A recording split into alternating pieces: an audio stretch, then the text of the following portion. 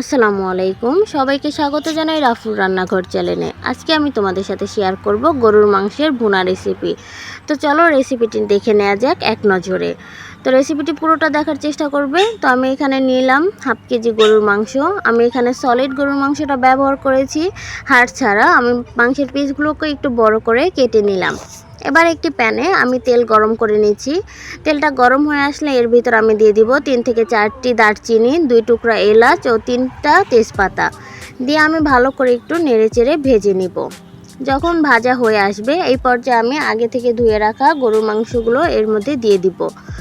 গরুর মাংসটাকে দিয়ে আমি এটার সাথে খুব ভালো করে একটু ভেজে নিব। আপনারা একটু ভিন্ন ধরনের আজকে রেসিপি আমি তোমাদের সাথে শেয়ার করছি। প্রতিদিন একই রকম রেসিপি ট্রাই না করে একটু ভিন্নভাবে আজকে আমি তোমাদের সাথে শেয়ার করব। তো আমি এখানে গরুর মাংসগুলোকে একটু ভালো করে তেলের সাথে ভেজে নিব। একটু হালকা ভেজে নেড়েচেড়ে আমি এর মধ্যে দিয়ে দেবো কুচি করে রাখা পেঁয়াজ। আমি এখানে বেশ খানিকটা পরিমাণে পেঁয়াজ নিয়েছি। চেষ্টা করবে কুচি পেঁয়াজটা একটু বেশি দেওয়ার, তাহলে খেতেও ভালো লাগে। তো আমি পেঁয়াজ কুচিটাকে দিয়ে খুব ভালো করে একটু নেড়েচেড়ে ভেজে নিব। একটু সময় নিয়ে হালকা আঁচে ভাজতে হবে, বেশি আঁচে ভাজা যাবে না, তাহলে হয়তো মশলাগুলো পুড়ে যেতে পারে, ভালো লাগবে না। তো পেঁয়াজটা এরকম একটু হালকা ভাজা ভাজা হয়ে আসলে আমি এখানে দিয়ে দিব পরিমাণ মতো আদা বাটা, দিয়ে দিব পরিমাণ মতো রসুন বাটা, দিয়ে আমি আবারও দিয়ে দিব কিছুটা পরিমাণে পেঁয়াজ বাটা। এখানে আমি পেঁয়াজ কুচি ও পেঁয়াজ বাটা দুটো ইউজ করেছি, তোমরাও চাইলে ইউজ করতে পারো, ভালো লাগবে। তো আমি দিয়ে মশলাটাকে খুব ভালো করে তেলের সাথে একটু নেড়েচেড়ে মিশিয়ে নিচ্ছি। তোমরা দেখতে পাচ্ছ আমি যেই প্রসেসে করছি, তোমরা এই প্রসেসে যদি রান্নাটা করো তাহলে খেতে খুব অসাধারণ একটা টেস্ট পাবে। তো এরকম যখন একটু কিছুটা ভাজা ভাজা হয়ে আসবে আমি এই পর্যায়ে দিয়ে দেবো পরিমাণ মতো হলুদের গুঁড়া, মরিচের গুঁড়া ও স্বাদ মতো লবণ। তোমরা তোমাদের ঝালটা স্বাদ অনুযায়ী ব্যবহার করবে। এখানে আমি পরিমাণ মতো আমার যতটুকু প্রয়োজন আমি ততটুকু ঝাল ব্যবহার করেছি। দিয়ে আমি মশলাটাকে নেড়ে দিলাম। এবার দিয়ে দিলাম এখানে ধনিয়ার গুঁড়া, জিরার গুঁড়া ও গরুর মাংসের মশলা।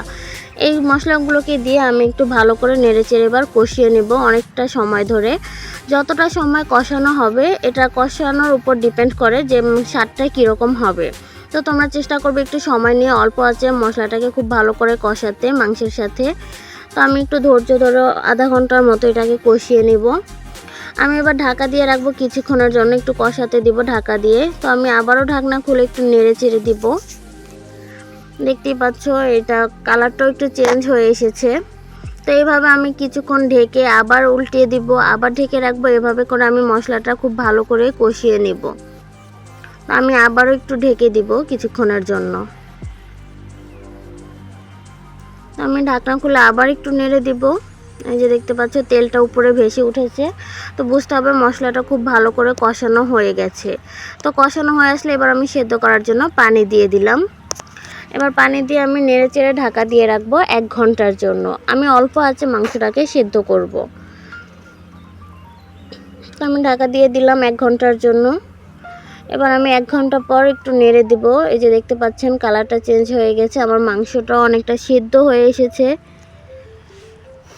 তো সেদ্ধ হয়ে আসলে আমি আমার পছন্দ অনুযায়ী এবার ঝোলটাকে একটু কমিয়ে নেব। আমি আরও কিছুক্ষণ এটাকে রান্না করব। তো আমি আরও 10 মিনিটের মতো এটাকে চুলায় রেখে দেব ঢাকা দিয়ে কিছুক্ষণের জন্য।